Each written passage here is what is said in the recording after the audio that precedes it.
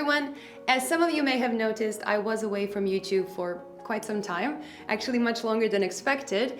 And the reason behind that is that we moved our home and our office from one to the other side of the country. Now, in theory, that's not really that far because the Netherlands is like really tiny. But it did require some very complicated logistics and required a lot of our time. And then I also took some time off to just, enjoy the house and to enjoy our new environment. So I'm really sorry I was MIA for so long, but it was really necessary. Now, a new place also means new studio, as you can see behind me. And it's not done yet. I am gonna change a few things as we go and add some stuff, but it should be fine to start making videos. So without any further ado, let's check out Corsair's brand new and very first monitor, the Xeneon 32QHD165. Let's go. As you can guess from the model number, this is a large 32-inch monitor with a Quad HD resolution, 165 Hz refresh rate. It has AMD FreeSync Premium, it is G-Sync compatible, it has an HDR400 label, and it features a wide color gamut IPS panel, which means that this monitor should offer great color reproduction and target both creators and gamers at the same time. Now, this isn't the first time we've seen a monitor with these exact specs, which kind of makes sense because Corsair, like most other brands, has to buy these panels somewhere. But I would say it is always exciting to see another player entering and just adding a bit more competition to the monitor market. Now, the price of this thing is not as exciting. Corsair is launching this monitor with an MSRP of $800 without taxes in the US, or 800 euros with taxes here in the EU, which is quite high for a Quad HD monitor nowadays. Corsair did a great job when it comes to build quality and stability. This robust all-metal construction does very well in preventing any annoying wobble. They obviously did not cheap out on the materials, but when it comes to the design, I guess it comes down to personal preference.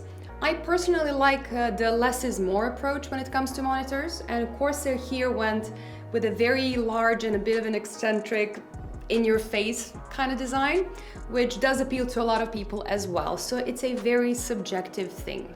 They do include cable mounting clips, which I do appreciate a lot. I do like the design of the chassis though. It is nice, it is thin, it looks clean, and it just skips all those unnecessary large chunks of plastic to make it look more gamey. I was a bit surprised by the lack of any RGB, I have to say. I mean, I'm not saying that they should have added it and made this monitor even more expensive, but it is very surprising for Corsair to just, skip their trademark feature. Flexibility of the stand is okay. The monitor is height adjustable, you can tilt it and you can swivel it. You cannot pull it up vertically, but you could fix that by using an integrated VESA mounting system. On the back, there is a DisplayPort 1.4 connection, two HDMI 2.0 ports, a USB-C connection for video in, another USB-C connection for USB hub, and a headset connector. Now, the USB-C input port does offer power delivery, but it is limited to 15 watts, so do not expect to run and charge your laptop off of one cable here. And it also doesn't have speakers built in, which is, again, not a terrible thing in my opinion. Now, the OSD is controlled by a little joystick on the right side, and I think they did a good job with their OSD in general. It responds really fast and they kept it clean and very easy to read.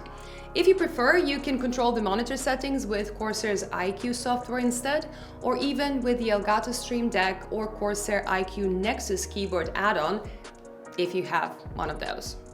Now, a very unique little extra on this monitor is found on the top of the stand, which lets you install the Elgato Flex Arm, and then you can use that arm to mount a camera or pretty much anything that is streaming related. Now, there is a handful of monitors on the market already that feature a standard camera on the actual monitor, but Corsair's choice to add it to the stand instead does make it more stable. So for example, you can mount an Elgato ring light with a heavy DSLR camera without having to worry about it just toppling over. But let's talk about the actual panel of this monitor. Being a 32-inch monitor, it is obviously larger than your typical 27-inch monitor, which is really noticeable in pretty much anything you do on it. A larger screen means it's more immersive when you're gaming, but you do have to pay a price premium for that immersion because 27-inch IPS monitors will be a lot cheaper. Also, because it has a larger panel while keeping the same 1440p resolution, means that the pixel density is lower than on a typical 27-inch monitor, and you do lose a little bit of sharpness. Now, it's going to be sharp enough for casual photo and video editing, but I personally think a 4K resolution would be a better match for a panel of this size, especially if you do create any kind of content on the side. Now, Corsair is claiming they intentionally went for 1440p as fast 4K monitors are way more expensive, but honestly, with an MSRP of $800 or euros, they're actually very close to some very good 4K alternatives like the Gigabyte M32U, for example. So, if you're after a higher resolution, you can check that monitor out without having to stretch your budget that much. That being said, 4K isn't always better either. A 32-inch Quad HD monitor is much easier on your graphics cards to play your game smoothly, because for a proper 4K experience, you will need an RTX 3080 or an RX 6900 XT, or something along those lines, while you'll be able to run this resolution smoothly even with a mid-range graphics card. If you're planning to connect to PS5 though, remember that PS5 does not support a native 1440p resolution, so while it might work, it's not going to be ideal, and a 4K monitor will make more sense. But let's check some performance results to see how good this panel actually is. And I want you to keep an eye on the Gigabyte Fi32Q as well, which would be actually Corsair's direct competitor in these graphs. Maximum brightness caps out at 391 nits, which is about what you would expect from an upper mid-tier IPS gaming monitor. It is similar to the Fi32Q, but it can't compete with more expensive mini LED monitors. Still, I would say around 400 nits is completely fine for most use cases, even if you game in a very bright room. Minimum brightness is okay as well, and it isn't something you usually have to worry about unless the result is really bad, which isn't the case here. Contrast isn't really amazing, standing at just over 1000 to 1, but it is fine and it is in line with the rest of the class. If you really care about contrast alone, you'll want to look at VA panels or local dimming alternatives. But the color performance is excellent, and it actually goes beyond most IPS gaming monitors I had a chance to test. Corsair is using a very wide gamut panel with over 160% sRGB color volume and covering almost the complete Adobe RGB spectrum as well as the usual sRGB spectrum. In comparison, the Fi32Q comes in at around 125% sRGB volume, so this panel can actually show significantly more color, and it is actually one of the few gaming monitors capable of working with a proper Adobe RGB workflow. Corsair actually calibrated it pretty well too. The default profile is calibrated for Adobe RGB use, and it's actually very accurate for most colors except for pure reds, which are oversaturated a bit too much. The included sRGB profile shows something similar, just slightly less aggressive on the reds, and the gray calibration is close to spot on as well, which is very important to your experience both in games and out.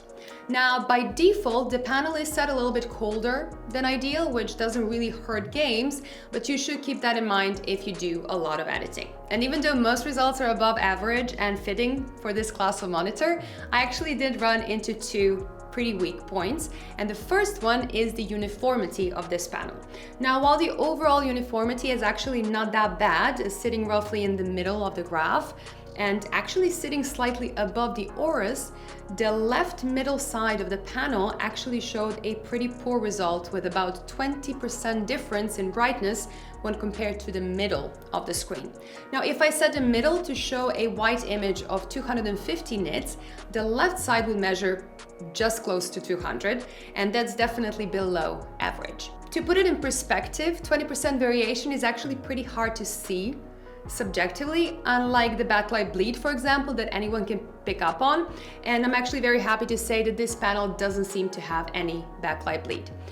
But both uniformity and backlight bleed vary from sample to sample, so my results here might be different from the one on your screen or anyone else's. However, a poor uniformity result can be a sign of poor quality control, either in manufacturing or in selecting the panels they're buying for this product. So this is 100% something that Corsair should keep a strict eye on in the future. And the second obvious downside is the HDR performance. A display HDR 400 label means very little. It recognizes the HDR signal, but that's pretty much it, because a proper HDR experience requires exceptional colors, exceptional contrast, and exceptional peak brightness levels. And Corsair kinda only ticks one of those three boxes. While it has excellent color range, an IPS panel without local dimming doesn't really offer the contrast that you need for proper HDR, and the peak brightness in HDR mode caps out at 393 nits. Now the FI32Q does a bit better here, but honestly, I would say most gaming monitors just aren't great at HDR to the point where it's barely worth using it at all. I mean, you can try and experiment with the HDR mode on and off and see if you like it or not, but just, don't expect miracles. Anyway, let's talk speed, which is kind of important when it comes to gaming monitors. Corsair includes 3 overdrive settings, with fast being the default and the setting you should probably just leave it on. It shows little to no overshoot and at the same time minimal ghosting, so even a fast FPS title like Overwatch here looks and feels great. Like with most monitors, the fastest setting pushes the panel just too far and introduces some pretty uncomfortable overshoots, so they can use the 1 millisecond marketing on their product pages and the box, but I would actually advise you to avoid these settings and just pretend it's not even there. The slower mode, however, doesn't seem to add any benefits over the default mode, so just leave it on fast and let it be. Looking at the average total latency in several scenarios, so that would be the input latency and the pixel response together, the 32QHD165 averages around 3.3 milliseconds behind the 360Hz Asus ROG PG259QNR, and around 0.7 milliseconds behind the Aorus FI32Q. So it's not that far from the fastest monitor on the market, and it is very close to its main competitor. Meanwhile, it is also a bit more than 4 milliseconds faster than the ROG PG32UQX, which does have a more complicated mini LED backlight. So I would say it is in a pretty good spot for anyone looking to merge immersion with performance. And just a very quick look at the power consumption here, which seems really fine for a monitor of this size. So Corsair definitely did a lot of very good things here.